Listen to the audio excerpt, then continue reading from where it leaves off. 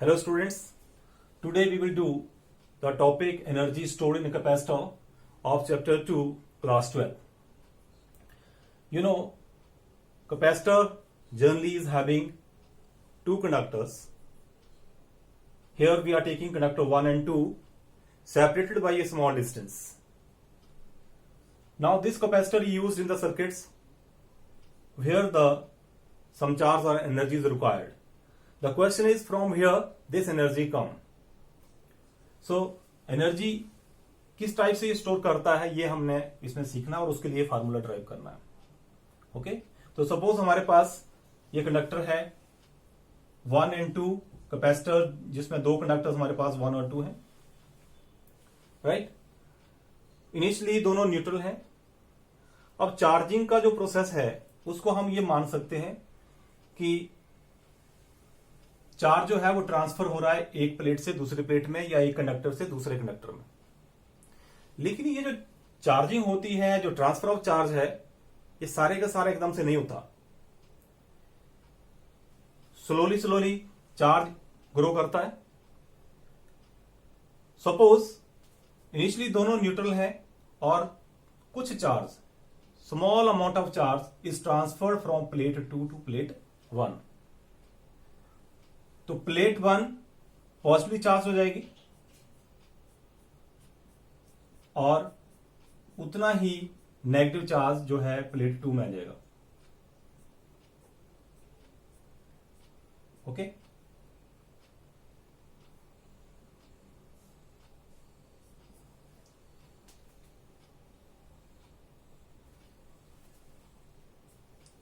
So suppose थोड़ा सा charge आने से ये पॉजिटिव होता है, then the potential of this conductor 1 और प्लेट 1 विल इंक्रीज. इसका पोटेंशियल बढ़ जाएगा. Okay, so there will be a potential difference between these two plates and electric field will be set up from this plate to this plate. तो इस type से इसमें electric field setup हो जाएगा.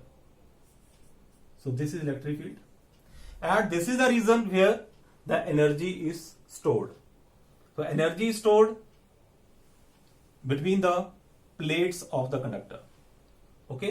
या अगर हमने इसके बीच में डाइलेक्ट्रिक मीडियम रखा हो तो एनर्जी उसमें होती है. अब थोड़ा सा चार्ज आपने ट्रांसफर किया तो ये हायर पोटेंशियल पे आ गया.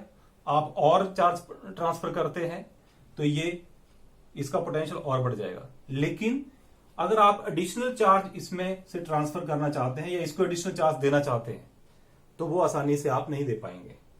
ओके, तो ये हायर पोटेंशियल पे होगा तो ये इसको और चार्ज देने के लिए you will have to do external work. और ये जो एक्सटर्नल वर्क है बैटरी के हेल्प से हम करते हैं.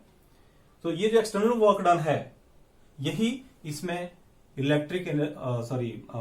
इलेक्ट्रोस्टैटिक पोटेंशियल एनर्जी की फॉर्म में इसमें स्टोर हो जाता है. यानी कि यही रिस्पॉन्सिबल है एनर्जी स्टोरेज के लिए. ओके, तो हम इस प्रोसेस को ये मान लेते हैं कि चार्जिंग जो है वो स्मॉल इंस्टॉलमेंट्स में हो रही है. स्मॉल इंस्टॉलमेंट्स हम डीक्यू ले लेते हैं. तो dq plus dq plus dq मिलकर के टोटल चार्जिंग करनी हमने और टोटल चार्ज हम प्लेट 1 को देना चाहते हैं प्लस क्यू. तो प्लस क्यू चार्ज अगर इसको देना तो ऑटोमेटिकली इसमें माइनस क्यू का चार्ज दूसरी वाली प्लेट में डेवलप हो जाएगा, इंड्यूस हो जाएगा. Okay, so suppose in the intermediate stage, बीच में किसी स्टेज पे प्लेट 1 के पास चार्ज क्यू आ गया है. अब आप और डी क्यू चार्ज इसको देना चाहते हैं लेकिन क्यू चार्ज के कारण इसका पोटेंशियल बनेगा. ठीक है, तो प्लेट 1 का जो पोटेंशियल होगा वो कितना आ जाएगा. तो जो पोटेंशियल डिफरेंस बनेगा that will be equal to Q upon C. अब एडिशनल चार्ज अगर आप देना चाहते हैं डी क्यू तो आपको वर्क डन करना होगा और work done will be equal to charge into potential. So that additional work you are to do. So that small work done will be equal to charge into potential. तो small work done उसको फिर आप क्या करेंगे, integrate कर देंगे तो आपके पास टोटल वर्क डन आ जाएगा. And that total work done is stored in the form of this energy in the capacitor, electrostatic potential energy. Actually this is potential energy and I told you that will be between the plates. तो पहले हमने क्या करना है, small work done निकालना है dw और फिर उसको इंटीग्रेट कर देना है, तो वो हमारे पास टोटल वर्क डन आ जाएगा. Total work done will be equal to the energy stored. Okay, so now let us start. Suppose at any intermediate stage,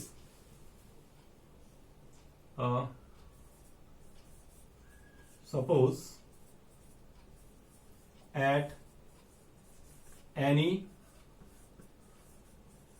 intermediate stage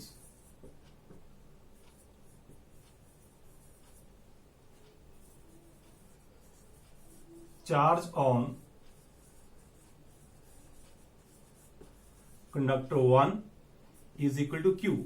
मतलब बीच की कोई स्टेज ली हमने जिसमें कितना चार्ज आ चुका है, इसके पास क्यू चार्ज आ चुका है कंडक्टर 1 या प्लेट 1 के ऊपर.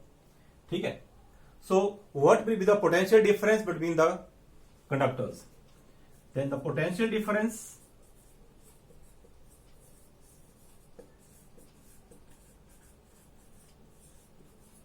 Between the conductors 1 and 2.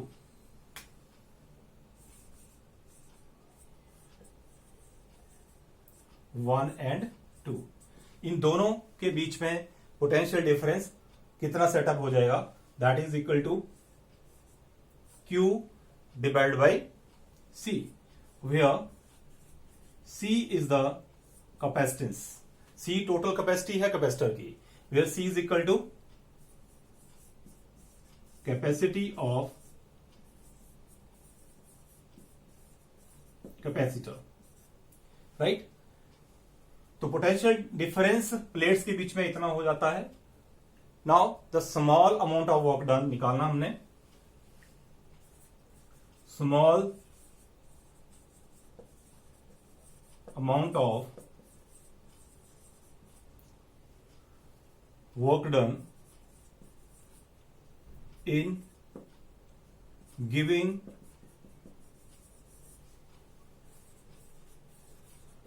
additional charge to conductor 1. Conductor 1 को हम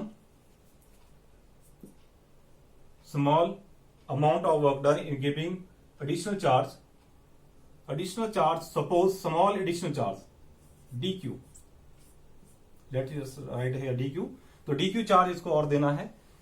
सो कितना बन जाएगा, dw will be equal to, I can write q upon c into dq.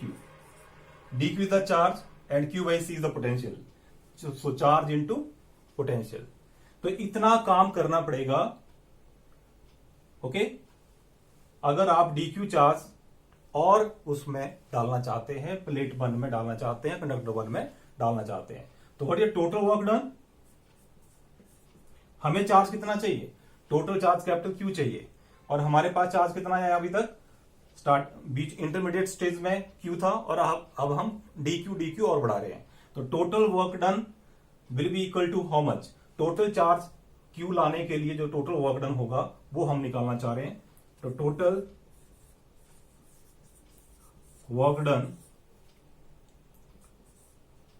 In, so total work done in giving charge Q, in giving charge plus Q to conductor 1. Conductor 1 को charge देना है हमने total plus Q. तो W will be equal to how much, this W will be equal to integration of Q upon C into dq. और limits क्या आएंगी, charge starting from 0 to Q is equal to 0 to plus Q, क्योंकि 0 से हमने charge को raise करना है plus Q में. ओके, तो इसको अब हम इंटीग्रेट कर लेते हैं. Let us C.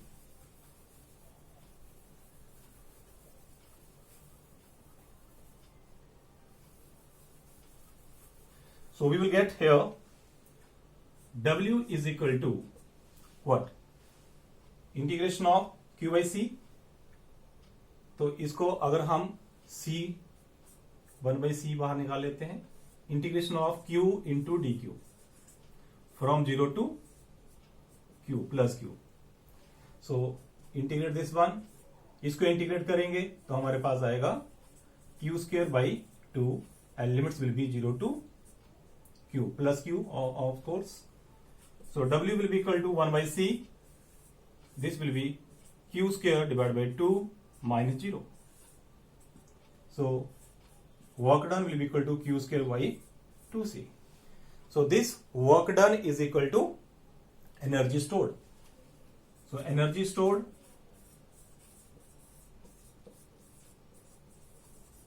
is equal to U is equal to W. So this is equal to Q square by 2C. So this is one formula for energy stored. U is equal to Q square by 2C. ठीक है. Now we can convert this formula into another form also. Now we can write Q is equal to what? CV. Put Q is equal to CV in this formula. So energy will be equal to CV whole square divided by 2C. So we can write here C square V square divided by 2C. 1C will be cancelled. So energy will be equal to 1/2 C into V square. This is second formula. Also this can be written as U is equal to 1/2 into CV into V. क्या लिखा हमने? I have written CV square as CV into V. Okay. So this is also equal to 1/2. Put this CV equal to Q into QV. So this is first formula, this is second formula, and this is third formula for energy stored in a capacitor. Now here one confusion is there. Energy stored is inversely proportional to C, it seems to so, and here energy stored is directly proportional to C. तो ऐसा कैसे possible है? यहां पे U is inversely proportional to C आ रहा है और यहां पे U is directly proportional to C आ रहा है. तो न्यूमेरिकल्स में जब भी हमने ये अप्लाई करना है, take care of this thing that when charge is constant, Q is constant, then this U is inversely proportional to C, and when V is constant, potential difference constant आपके पास, then U is directly proportional to C. Right? So this is the formula for energy stored, and from this if you plot the graph between Q and V,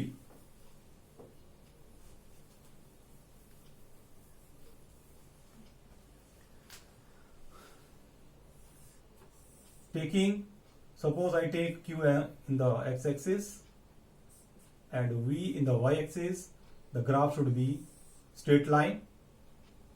Okay. So if I draw perpendicular here, suppose this is B, and draw perpendicular here also, suppose this is C. Okay, so this is the maximum charge and this is the maximum potential difference. Okay, now let us find out the area of triangle OAB. OAB का area निकालते हैं. Half into base into height. Half into base is OB and height is AB. I can write 1/2 into OB is equal to Q, maximum charge, and AB is V. So half into Q into V. Half into Q into V क्या होता है? This is the energy stored. So this is equal to energy stored in a capacitor. So energy stored in the capacitor is equal to what? Area of triangle OAB. और triangle OAB कौन है? This is the area under the curve, under the graph. This OA के नीचे जो area आ रहा है, this is the area. Okay, तो जो भी BQ ग्राफ बन रहा है उसके अंडर जो एरिया आएगा that is representing what, energy stored in a capacitor. ठीक है, तो ग्राफिकली हम इस टाइप से इसको डिनोट करते हैं। Okay, so this was the formula for energy stored. Now let us talk about grouping of capacitors. Different capacitors की ग्रुपिंग करनी है जैसे रेजिस्टेंसेस की करते हैं हम।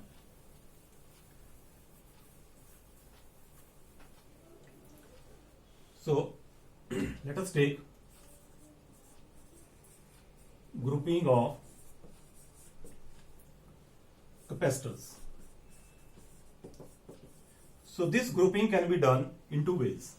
First is capacitors in series. Capacitors in series. तो सीरीज कॉम्बिनेशन कैसा होगा कैपेसिटर्स का? सपोज एक कैपेसिटर ये है हमारे पास, this is second one and this is the third one, and suppose we connect with the help of a battery positive. So here the potential difference is V. This is capacitor C1, C2 and C3. Different capacities are there for the different capacitors. और यहां से जो charge जा रहा है, suppose ये plus Q है तो ये माइनस क्यू हो जाएगा इस side. So this plate will be positive and this will be negative. Here also plus Q positive and this is negative. Here also this plate will be positive charge and this will be negative charge. But you can see the charge on each capacitor is Q. हर एक capacitor के पास charge Q है, लेकिन potential अलग अलग होगा।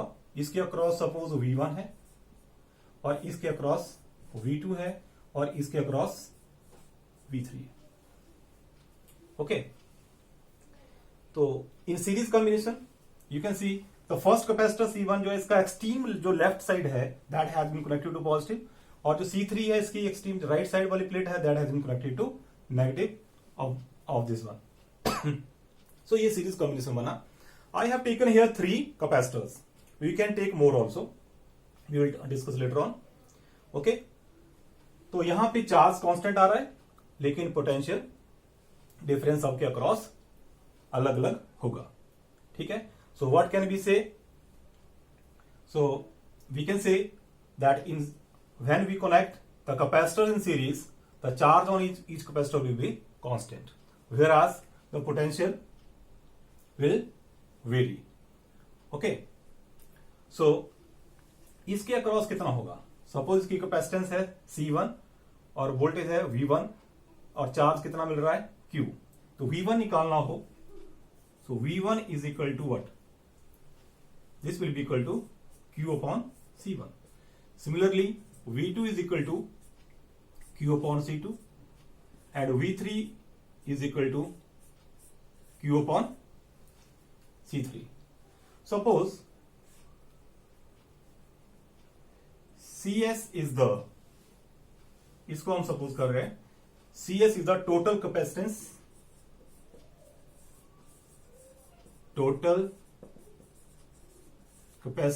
of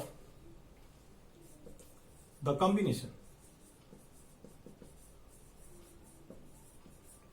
Total capacitance of the combination. तो total voltage हमारे पास V है, पोटेंशियल डिफरेंस जो है, so V will be equal to Q upon CS। Now we will make use of this concept. V will be equal to V1 plus V2 plus V3। Sum of all these three, V1 plus V2 plus V3 is equal to applied voltage V. Now put the value of V, Q upon CS. V1 is equal to Q upon C1, V2 is equal to Q upon C2 and V3 is equal to Q upon C3. So this will give you Q upon CS is equal to, taking Q common in the right hand side, you will get 1 upon C1 plus 1 upon C2 plus 1 upon C3. Q will be cancelled and you will get 1 upon CS is equal to 1 by C1 plus 1 by C2 plus 1 by C3. So this will be the overall result for combination in series. So 1 by CS is equal to 1 by C1 plus 1 by C2 plus 1 by C3. So you can see अगर आप series में connect करते हैं तो equivalent जो capacitance आती है वो रिड्यूस हो जाती है. मतलब क्या हो गया, सपोज एक कैपेसिटर 2 माइक्रोफैरेड का है, एक 3 माइक्रोफैरेड का है, एक 4 माइक्रोफैरेड का है.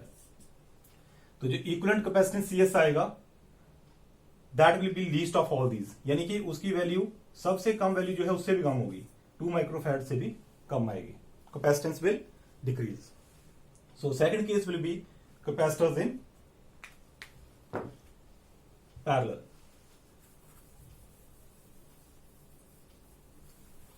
So let us take the next case.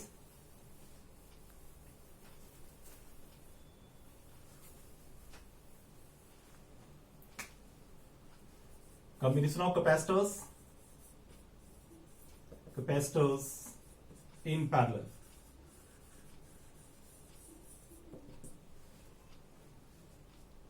So parallel combination में क्या करते हैं हम, suppose one capacitor is there like this and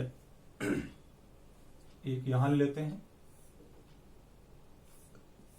and they are connected like this.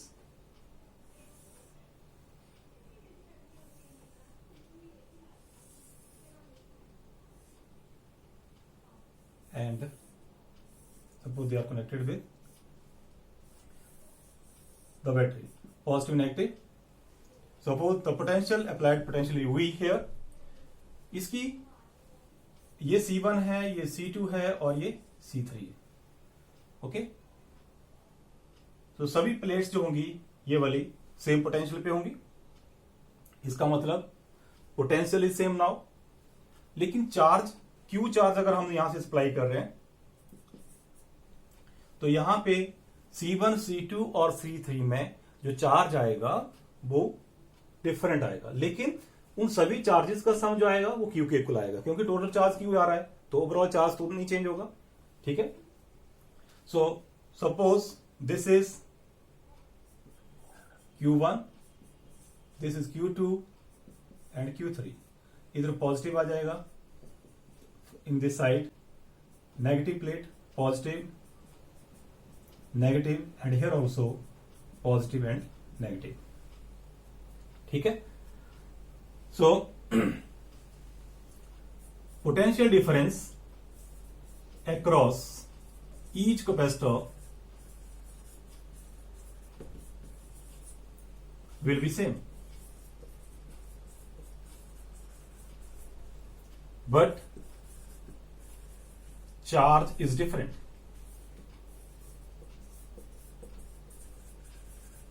Okay. लेकिन जो चार्ज है, नेट चार्ज जो आपके पास है Q है, so Q will be equal to Q1 plus Q2 plus Q3. Okay. Now Q is equal to किसके equal होता है, Q is equal to C into V. तो अगर ये इक्वलेंट हम यहां पे CP ले लेते हैं तो Q is equal to CP into V, और इसके लिए बन जाएगा C1 into V, C2 into V and C3 into V. ठीक है. Where C1 is the capacitance of first capacitor, C2 is the capacitance of second capacitor, and C3 is the capacitance of third capacitor, and CP is the equivalent capacitance. So V सब में same है, इसलिए V1 V2 नहीं लिखा हमने, V लिखा. So taking V common, C1 plus C2 plus C3, V will be cancelled. So CP will be equal to C1 plus C2 plus C3. तो अगर पैरेलल में कनेक्ट किए हैं कैपेसिटर्स तो आपके पास equivalent capacitance sum of all the individual capacitances के equal आएगा. Okay. And for n capacitors, अगर आपके पास कैपेसिटर्स n कैपेसिटर्स हैं, so this formula will become Cp C1 plus C2 plus C3 plus so on plus Cn। तो जितने भी capacitors होंगे तो फार्मूला वही रहेगा जो पिछला हमने सीरीज में किया था, that is also valid for n capacitors, combination of n capacitors. दोनों फार्मूलों में up to n you can extend. So this was the capacitors in parallel. तो पैरेलल में क्या हो रहा है, कैपेसिटेंस जो इक्विवेलेंट कैपेसिटेंस है that is increasing, C1 plus C2 plus C3, यानी कि इफ वन कैपेसिटेंस C1 की वैल्यू मान लो 1 माइक्रोफैरड है, C2 की 2 माइक्रोफैरड है और C3 की 3 माइक्रोफैरड है, तो इक्विवेलेंट की कितनी आएगी, 3 plus 2 plus 1 that is 6 microfarad आपके पास इक्विवेलेंट कैपेसिटेंस आएगी। तो ऑटोमेटिकली क्या होगा, इक्विवेलेंट कैपेसिटेंस जो होगी वो इन सब से ज्यादा होगी। इंडिविजुअल कैपेसिटेंसेस 1 2 3 है, जो इक्विवेलेंट आएगी उसकी वैल्यू इनसे ज्यादा होगी। सो this was the grouping of the capacitors. Okay, so today we studied how much energy is stored in the capacitor and how do we group the capacitor. Capacitors को combine करना है series combination में और parallel combination में, तो हमारे पास equivalent कैपेसिटेंसेस कैसे निकलती हैं। Okay, that was today's lecture. Thank you.